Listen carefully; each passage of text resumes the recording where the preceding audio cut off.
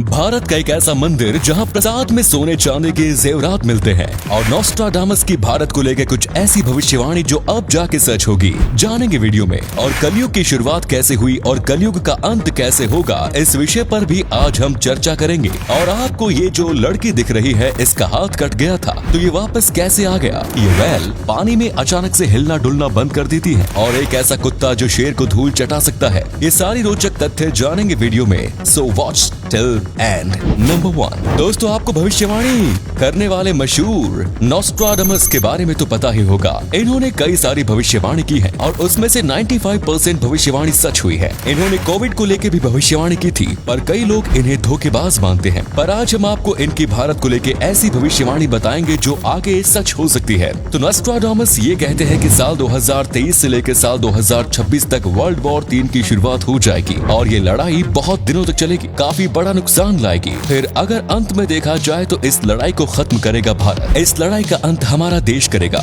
इन्होंने किसी देश का नाम नहीं लिया है। इन्होंने कहा कि ये लड़ाई वो देश खत्म करेगा जो 3 ओर से समुद्र से घिरा होगा, जैसे कि हमारा देश भारत। और इन्होंने कहा था कि ये लड़ाई भारत के आसपास का देश ही शुरू करेगा जो दुनिया पे कब्जा करना चाहेगा। तो ये चीज पूरा चीन की ओर इशारा करती है और उसके बाद इस दुनिया पे राज वो ही करेगा जो इस लड़ाई को खत्म करेगा, यानी कि दुनिया पे राज करने वाला भारत से ही जन्म लेगा। ये सब भविष्यवाणी इन्होंने की थी और ये भी कहा कि 2021 में एक बीमारी चलेगी और दूसरी समस्या आएगी। इस साल में ऐसा भूकंप भी आएगा जो दुनिया हिला देगा और पानी की सतह से ऊपर आएगा, जैसा कि हो रहा है क्लाइमेट चेंज के लिए। ऐसी कई सारी भविष्यवाणी इन्होंने की है और ये पूरा इशारा करती है कि अंत में भारत सारी समस्या को हल करेगा और भारत इस लड़ाई को खत्म करेगा। पर जो दुनिया को राज करेगा वो पहले अच्छा होगा और फिर सबको भावित करने वाला काम करेगा। अब इसमें कितनी सच्चाई है और भावित करने वाला काम क्या होगा, ये कोई नहीं जानता। आपको क्या लगता है, क्या ये सच होगी? अपनी राय नीचे कमेंट्स में जरूर बताएं। हम तो बस यही दुआ करते हैं कि हम दुनिया वाले आपस में प्यार, अमन और शांति से रहें।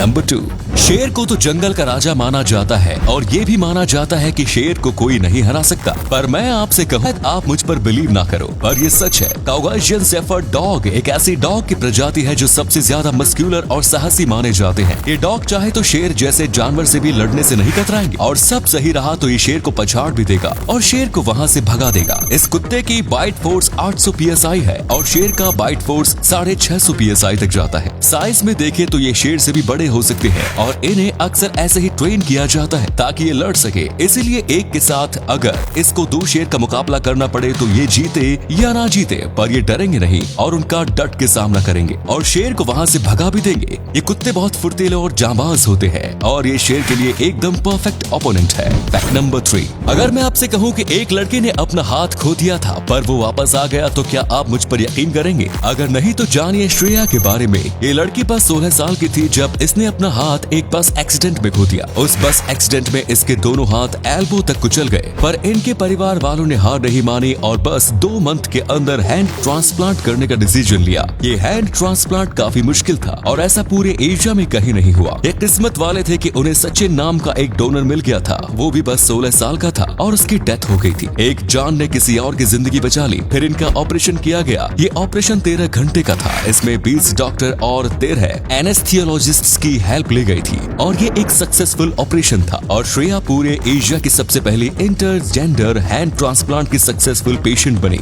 इनके और इनके फैमिली के जिगर के लिए सैल्यूट है। आज ये ऑलमोस्ट सारे काम करती है जो ये पहले कर सकती थी। नंबर 4, दोस्तों एक ऐसा भी मंदिर है जहां आपको प्रसाद के बदले सोना और चांदी दिया जाता है। ये मंदिर स्थित है रतलाम में। नहीं, ये मत सोचना कि वहां जाके प्रसाद लेके आ जाता हूँ। वो मंदिर लालच के लिए नहीं बल्कि भक्ति के लिए है। यहाँ जो भी जाता है वो चॉकलेट और मिठाई की जगह पैसे, हीरा मोती दे के आता है। किसी पे कोई फोर्स नहीं होता, आप जितना चाहे उतना दे सकते हो। ये मंदिर कुबेर के खजाने से कम नहीं दिखता और आप जो भी चढ़ाते हो आपको 5 दिन के बाद फोन किया जाता है और आप जो कुछ भी दिए होते हैं वो आपको वापस लेके जाने को मिलता है प्रसाद के रूप में। और अगर आप नहीं चाहते कि आपको वापस मिले तो आप वहाँ दान कर सकते हो या फिर वो किसी जरूरतमंद को भेज सकते हो। लोग ये सब महालक्ष्मी माता का आशीर्वाद लेने के लिए करते हैं। भाई साहब, ऐसा मंदिर आपको सिर्फ भारत में ही देखने को मिलेगा क्योंकि भारत की बात ही निराली है। नंबर 5, हम सब जीवों के लिए आराम करना काफी आसान है क्योंकि हम जीव जो जमीन पे रहते हैं वो थक जाने पे सो जाते हैं, पर ये हम पानी के अंदर रहने वाले जीव के बारे में नहीं कह सकते क्योंकि उनके लिए सोना काफी मुश्किल है। जैसे कि कुछ रिसर्चर्स पानी में स्पर्म स्पर्म वेल के बारे में रिसर्च कर रहे थे और उनकी वीडियो निकाल रहे थे, और तभी उन्होंने देखा कि ये वेल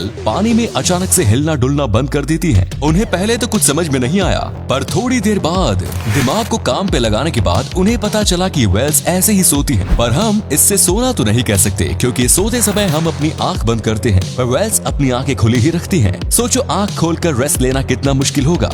बस यही नहीं, हम इंसान दिन का 30% हिस्सा सो के निकाल देते हैं। उसके दूसरी ओर वेल्स दिन में बस 7% हिस्से में ही सोती हैं, वो भी आंख खोलकर। और अगर ये आपको कम लगता है तो सोते वक्त इन्हें अपनी ब्रीदिंग भी चेक करनी पड़ती है। जैसे हम नींद लेते समय ऑटोमेटिकली सांस लेते हैं, पर इन्हें अपने आधे दिमाग को जगा के कंटिन्यूअसली सांस लेने पे फोकस करना पड़ता है। पता नहीं इतना बड़ा शरीर होने के बाद भी ये इतने कम आराम में कैसे जी लेती है। नंबर 6, आपको ये तो पता ही होगा कि अभी कलयुग चल रहा है, पर दोस्तों कलयुग जो है उसका अंत कैसे होगा और कलयुग की शुरुआत कैसे हुई थी, क्या आप ये बात जानते हैं? अगर नहीं तो आज हम आपको बताएंगे। कलयुग जो है उसकी शुरुआत तब हुई थी जब महाभारत खत्म हो गई, और महाभारत खत्म होने के बाद जब सारे पांडव स्वर्ग में चले गए तो फिर आया था राजा परीक्षित, और इनके आने के बाद ही कलयुग की शुरुआत हुई। और अभी हम कलयुग में हैं, और ईर्ष्या, लस्ट, गुस्सा, बीमारियां, कामना, ऐसी सब चीजें ही कलयुग में रहेंगी। सब पैसे के पीछे भागेंगे, लड़कियां बस पैसे के बारे में सोचेंगी, लड़के बस कामना के बारे में। जैसा अब धीरे धीरे हो रहा है, प्यार, अफेक्शन जैसी चीजें पूरी खत्म हो जाएंगी। इंसान जो देखेगा वो बोलेगा नहीं, और जो बोलेगा वो करेगा नहीं। सब झूठ के पीछे चले जाएंगे, और ये होना तय है। और इंसानों का अंत इंसान ही करेंगे, और फिर सत्य युग आएगा, और फिर सर्किल चलता रहेगा ये। तो दोस्तों आज का वीडियो उम्मीद है आपको मजा आया होगा। वीडियो अगर पसंद आया हो तो वीडियो को लाइक कीजिए, कमेंट्स कीजिए, और इसी तरह की वीडियोस देखते रहने के लिए पेज को फॉलो जरूर करें। धन्यवाद।